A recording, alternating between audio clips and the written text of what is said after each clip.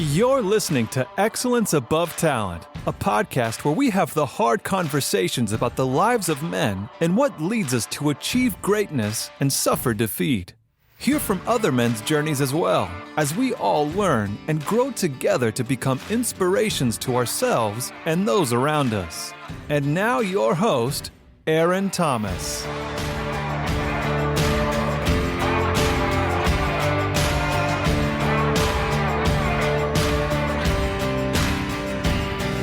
What's up, my beautiful people? Aaron Thomas with Excellence Above Talent. My voice is going in and out. I had a game Saturday, and I screamed and I screamed and I screamed. So my voice hasn't recovered. So if you hear weird pitches in my voice, just know your boy is trying. So we have done 7 episodes about why men become abusive, why men are abusive. And now we're stepping into the phase where we shift from the patterns of abuse to the relationship skills men were never taught, or they were never taught enough of to have a basic understanding to help them out in life. And episode 8 is one that is super important to me because I feel like as a man, communication determines your weakness.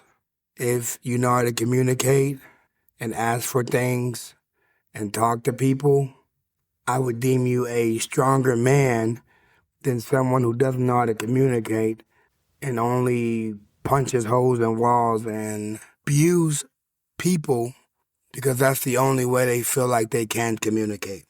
So healthy communication and negotiation without control or anger is the topic of this episode.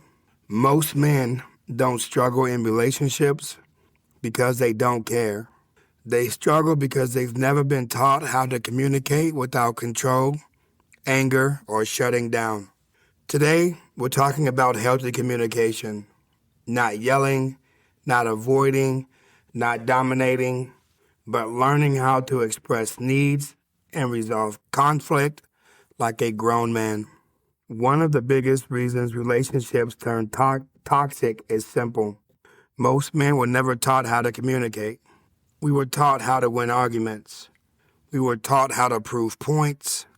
We were taught how to stay tough, not back down, avoid feelings. But nobody taught them or taught us how to listen, how to express our emotions, how to handle conflict without turning it into a battle.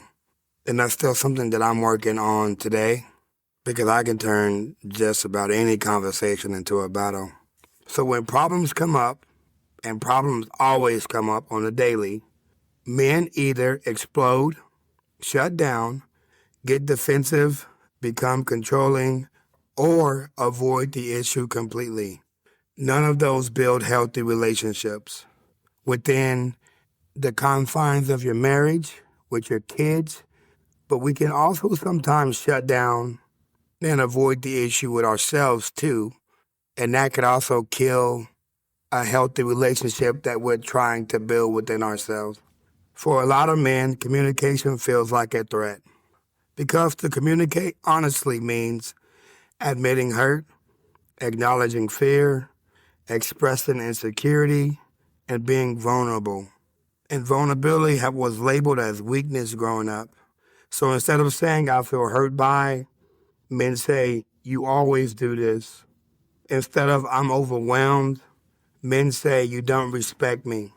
Instead of, I'm scared of losing you, men say, you're trying to control me. Most arguments aren't about the surface issue. They're about unspoken emotions underneath.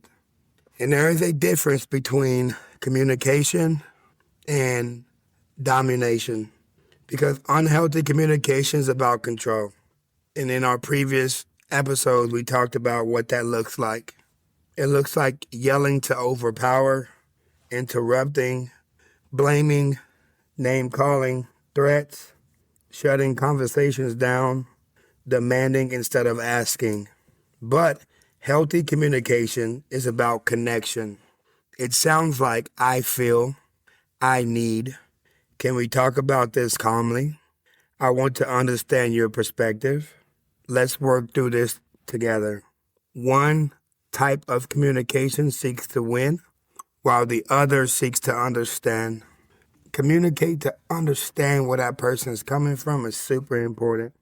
And sometimes in marriage, with kids, your job, with your community, just in life, you're going to have to learn how to negotiate. And negotiation doesn't mean giving up your needs. It means finding solutions that respect both people. Remember, it's not about winning, it's about understanding. And if I'm trying to understand you and you're trying to understand me, negotiations will be easy. So healthy negotiations include listening without interrupting, acknowledging the other person's feelings. Sometimes there's a saying, and I say it, and I'm working on not saying it. But instead of saying, this is what I should say, I'm sorry that my actions are making you feel this way. We try to put it back on the person and say, you're feeling this way because of yourself and not because of me. And that would kill someone's process of trying to be understood versus putting the accountability on you of, I'm making you feel this way. Now, what can I do to get back into a space where we're both trying to find ways to communicate that's going to benefit both of us? Another healthy way of negotiating is expressing your needs clearly, being open to compromise. It can't always be your way. And then staying calm. You can't yell, you can't scream, your tone can't change. People pick up on that. Healthy negotiation is, how can we solve this together? It's not I'm right and you're wrong. Nothing will get done from that. But as men, we have a hard time not being defensive. And you might not want to hear it, but defensiveness comes from insecurity. Usually if a man is defensive, he's insecure about something in his life. Because when he feels or hears like he's being criticized, his brain automatically goes to you're failing, you're a failure, you're a loser, you're a bum, you're not enough. What kind of weak man are you? And so we go immediately into protection mode. I'll fight you to protect how I want to feel as a man. And that protection will look like anger, excuses, blame, or just simply shutting down. But if I am defensive as a man, I am blocking my growth. Because you cannot fix what you're always trying to defend. So it's super important to learn to listen without reacting. Listening doesn't mean wait your turn to talk. It means actually trying to understand what that person is saying. Because a lot of times when you're listening, waiting to jump in, you get stuck on, I need to say this, that you don't hear nothing else that person has said after you're trying to jump in. And that person could have addressed what you were trying to say, but you couldn't hear it because you had stopped listening and started to formulate the sentence of how you were going to interject. And there has been times in my life where I have gotten into an argument and someone's saying something and I stop listening because I'm going to say my two piece, but I'm not talking. I'm acting like I'm listening. And then when they stop talking, I'll say what I need to say. And they'll look at me and say, yeah, that's exactly what I meant. Or that's what I was trying to say. So it's super important to actually listen to understand. Healthy listening includes eye contact, no interrupting, no planning your response, acknowledging what was said. A lot of times when we're having like those tough conversations, we don't stop to summarize what you think you heard that person say before giving your 2 cents. Because then that gives that person the opportunity to correct what it is that they were trying to say or what you might not have heard so that you can formulate something better than just jumping off the riff with what you assume you think they said. So instead of saying, that's not what I mean, say, I hear what I did hurt you, because validation doesn't mean an agreement. It means understanding. Validation doesn't mean I don't want to have this conversation. It means I see you. I hear you. I want to understand you. And the crazy part is communication is a skill. It is a must-have in this world. You have to have it. It is not a personality trait. You don't have to be extroverted or introverted. You don't have to be a people person to know how to communicate with people. And a lot of men say, when it comes to talking, that's just not who I am. That's not how I am. That's not how I was raised. But I would say that's how you learned about communication. But communication can be taught and retaught. It can be practiced. It can be improved. Men, you were not born bad at communicating. You were just never taught how to communicate.